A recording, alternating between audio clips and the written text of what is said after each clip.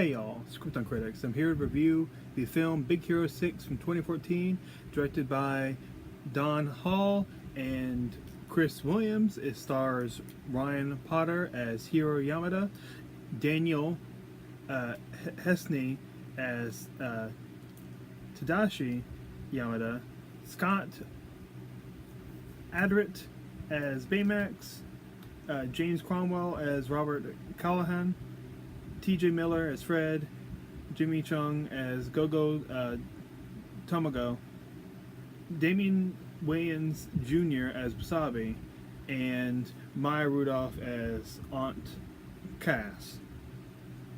Now, I saw this movie shortly after it had come out initially, and I was really impressed.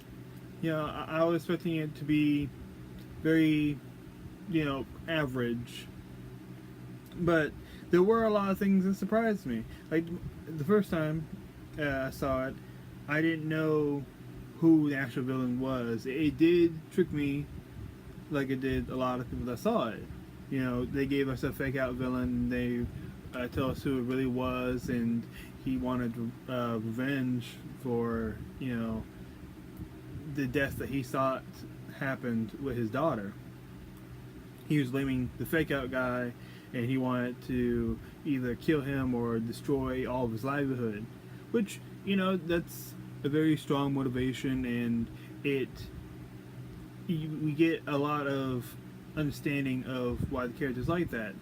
But I would have liked to see more than just that. I know he meets our hero named Hero. See, I can't blame that on the studio, the people that made it, because this group of characters is based off a Marvel series. It takes place in Japan. In this movie, it takes place in a fictional city called San Francisco. Clearly a combination of Tokyo and San Francisco. But other than that, like, I can understand, like, this is a great set piece and a good storytelling moment, but I wanted to know a little more about him. Like, I know there is, like, a strength in having, not having the audience know, having the mystery, but at the same time, other than his hate towards the other industrialists, and he thinks that his daughter's dead and he wants him back for revenge, I don't know anything else about him. Like, I hope we can see him in maybe a sequel or spin-off film, so we can get more attached to his character. Maybe he'll completely redeem himself. Maybe he served his time in prison, it's years later, and he wants to be a hero with the character Hiro Yamada. That would be fucking awesome. I mean, it is emotionally powerful, and the music cues make sure that it all mixes together. It's it's a great set of scenes that build up. I'm not knocking that down, but I do want to see more of that guy. I feel like there's a lot of story potential with him. In the beginning of the movie, I'm spoiling this whole movie. The actual bad guy is Callahan.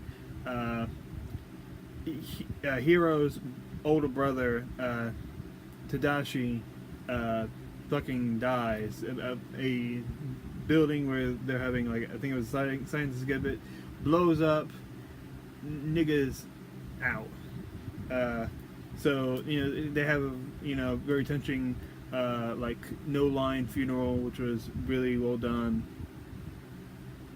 and we see the passage of time a little bit, and Hiro really hasn't gotten used to his brother still being dead, but his older brother did leave him something. He left him this robot called Baymax, which is like this balloon android that specializes in human health. And that was pretty smart. Uh, I do like the jokes of him understanding how humans work, and how to treat people medically, even though it's usually overreaction. I'm not the biggest fan of his slapstick jokes and when he was deflating with air and stuff like that. I wasn't the biggest fan of. I mean, I know kids are gonna rave and they're gonna laugh out loud for that, but without the initial shock of seeing that, wasn't expecting that, seeing it for the first time, and now digesting it again and understanding and looking more than just the surface level. It's fine. I mean, it's not, it's nothing is bad about it necessarily. I'm just okay because this is a pretty short run time, and the moments where the jokes I'm not that interested in, I feel like could be time for all of Hiro's and Tadashi's old friends to get more character, because for the most part they really aren't. I mean, they do have fun moments. Probably my favorite line from this movie is the character Fred. Fred is like, imagine Shaggy from Scooby-Doo, but wanting to become a scientist. That's kind of what he is. He's also a comic book nerd and obsessed with monsters. He's voiced by T.J. Miller. Perfect casting. And his thing is that he accepts being a hero from his father, who's really rich and has these expensive helicopters and planes. Matter of fact, they use that as a plot point to get the characters from A to B, because Hero leaves them when he's upset and he wants to kill who he finds out who's actually the bad guy. And his dad, which we get a hint of by painting, and then we see in the I guess you would say post-credit or after-credit scene, and he's played by Stan Lee, which always awesome to see Stan Lee in anything, and he does do a good read as a character, and the character has a little more blackness here than I think he had in 2014, but still very cool. It was like a underwear themed superhero. Why not? But the idea of putting Marvel and Disney-esque animation is fucking genius, and I felt like it should be done more. Like it doesn't have to be the 3D animated, especially since that's really expensive and takes longer than most 2D animation projects do. But I'm just thinking to myself, I'm like, DC hits out of the park most of the time with their animated, direct-to-video movies. Some of them are really well done. Some of them are amazing, like Under the Red Hood. I'm just thinking, it's a no-brainer that Disney owns fucking Marvel, and they own Pixar, and they own all these studios. They should be, they should be cranking out the best superhero cartoons, because the ones that they put on like Disney XD and other services, they're really really subpar. One thing I can definitely say, including Disney having the helm and having the experience of making animation. The animation in this is fucking beautiful. The colors, the textures, pretty much everything works. And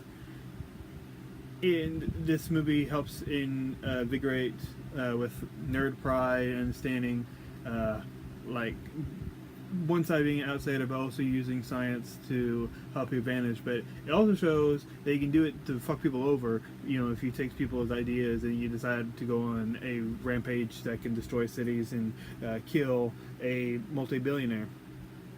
So yeah, that can happen.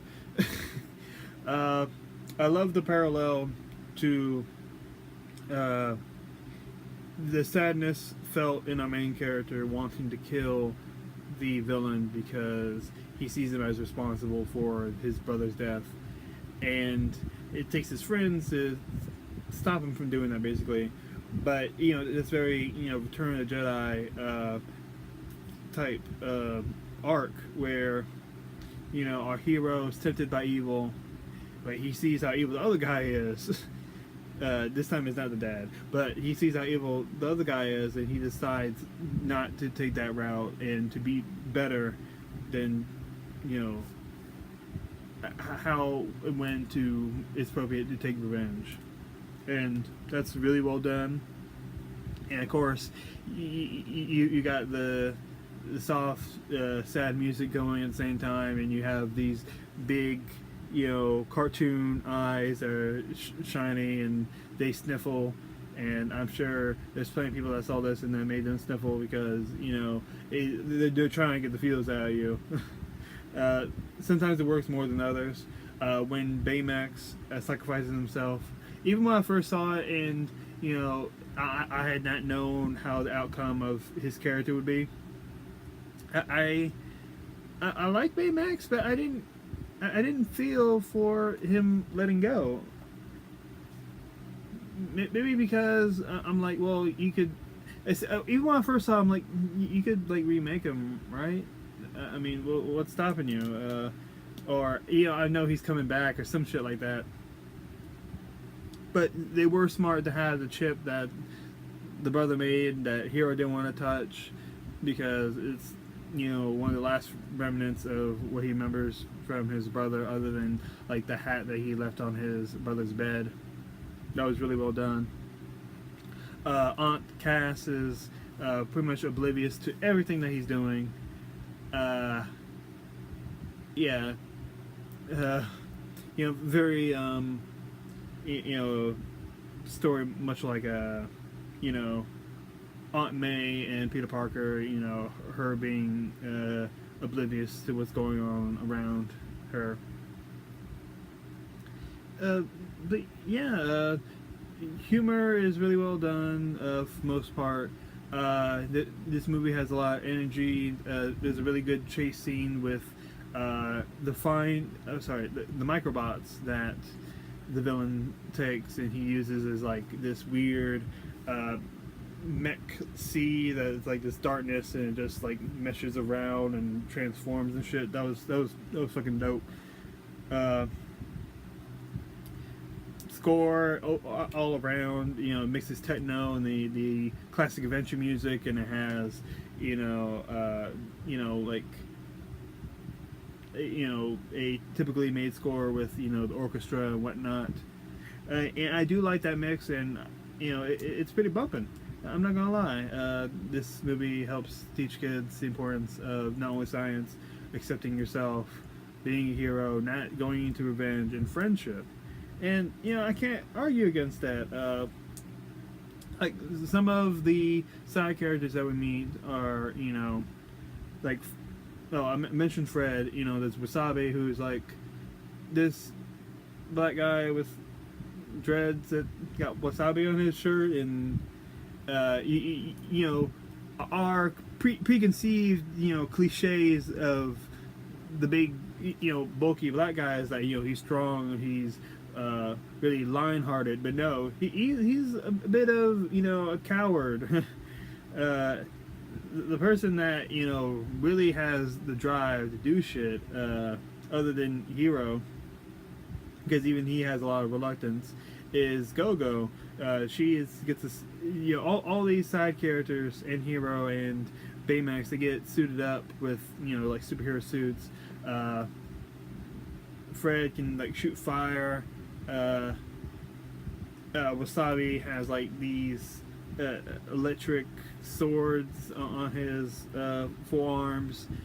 Go-Go has these has like roller skates and these weird like gold discus. This guy is that how you say multiple? I don't know.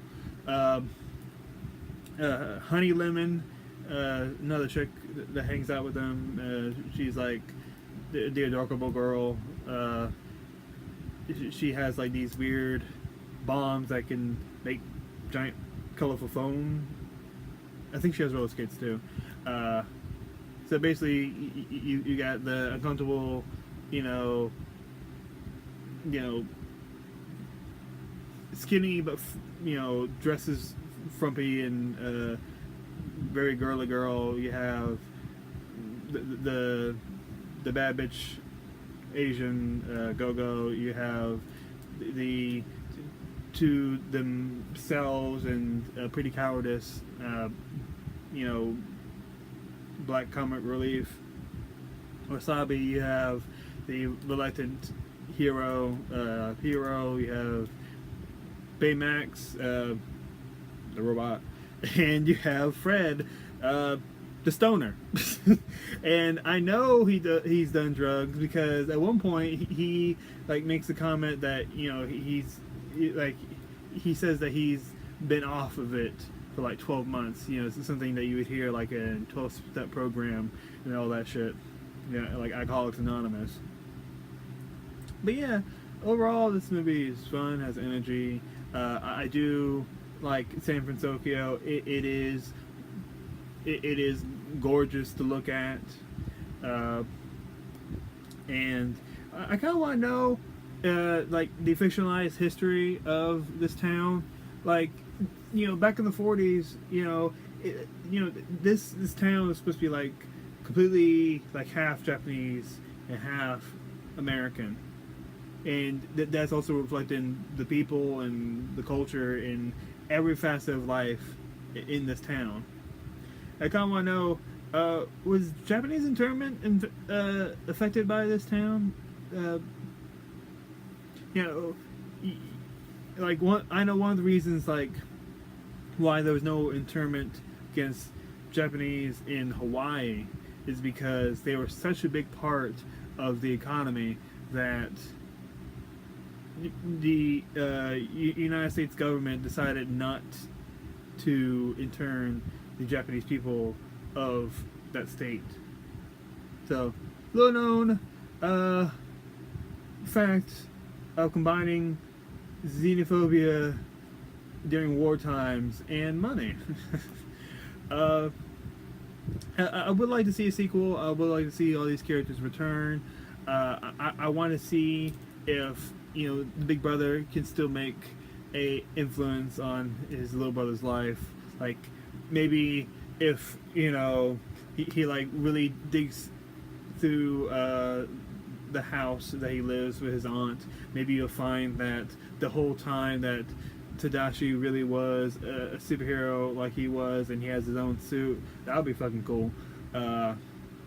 Yeah, there's so many story ideas, and the ending definitely like makes the sequel bait. Like we could do another one, so I would definitely like to see it. Tell me what you guys think. I suggest going and seeing this movie. It's it is a really good superhero movie. It's also a really good Disney animated movie. I'll give this movie an A-. It's part of the critics. I love it.